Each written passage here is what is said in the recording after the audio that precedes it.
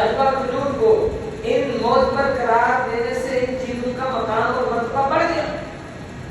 جیسے میرے رب نے کچھ اوقات کو معتبر قرار دیا، تہجد کا وقت، اگر کوئی مظلوم ہو تو اس وقت اس کی دعا، اگر کوئی مسافر ہو تو اس وقت اس کی دعا، اگر کوئی افطاری کر رہا ہو اس وقت اس کی دعا.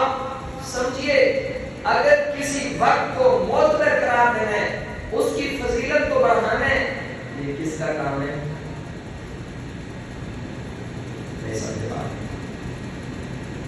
کسی وقت کی اہمیت کو بڑھانا ہے